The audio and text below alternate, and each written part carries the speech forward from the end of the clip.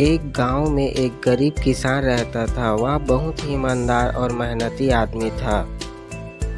वह अपने छोटे से खेत में काम करता और बहुत खुश रहता था। उसका एक दोस्त था जो उस गांव के राजा के यहाँ सिपाही का काम करता था। वह किसान से उसके घर रोज मिलने जाता था।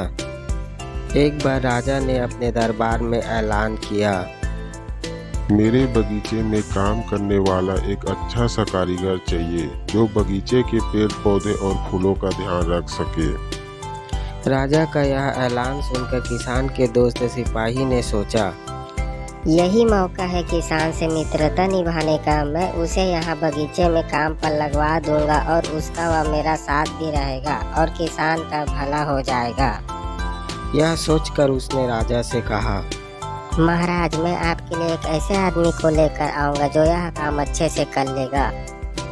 तभी राजा ने उस सिपाही को आदेश दिया, जाओ उसे कल से ही बगीचे में काम करने के लिए कह दो। उसी वक्त वो सिपाही अपने दोस्त किसान के पास पहुंच गया और उसने किसान को बोला, भाई सुनो, कल से तुम्हें राजा के बगीचे में काम करना है।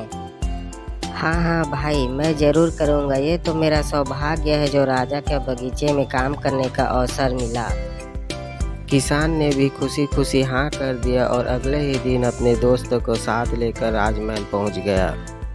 सिपाही ने उसे राजा के सामने लेकर गया तब राजा ने कहा, आज से तुम्हें बगीचे की पूरी देखभाल का काम सौंप रहा हूँ। अगर तुम पूरी ईमानदारी के साथ काम करोगे तो तुम्हें 100 सोने की मुद्राएं हर महीने दूंगा।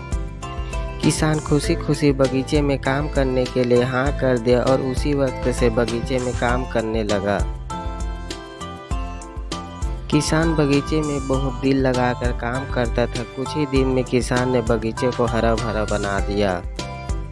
एक दिन किसान बगीचे में खुदाई कर रहा था तो उसने जमीन के नीचे कुछ देखा। वहाँ नीचे में एक बड़ी सी संदूक थी। किसान ने संदूक खोलकर देखी तो क्या देखा, वह सोने और चांदी से भरी हुई थी। यह देखकर किसान अपनी ईमानदारी दिखाते हुए राजा के पास पहुंचा और राजा को सारी बातें बता दी। राजा किसान की ईमानदारी देखकर बहुत खुश हुआ और उसके साथ वहां गया जहां किसान ने खजाना निकाला था। राजा ने देखा और कहा, यह खजाना तो हमारे पुरखों का है। हम कई वर्षों से इसे ही खोज रहे थे। यह खजाना देखकर राजा बहुत ही खुश हो जाता है और अगले ही दिन राजा ने उस किसान को बोला, तुम्हें क्या इनाम चाहिए? किसान बोला, मालिक, मुझे कुछ नहीं चाहिए। मेरे पास जो भी है मैं उसी में खुश हूँ। राजा उसकी इतनी अच्छी बात सुनकर और ज़्यादा खुश हो गया और उसने किसान को अपना मंत्री बनाने का फैसला किया और कहा, यही मेरा हुक्म है कि किसान मेरा मंत्री रहेगा। किसान भी राजा की बात मान गया और राजा का मंत्री बन गया।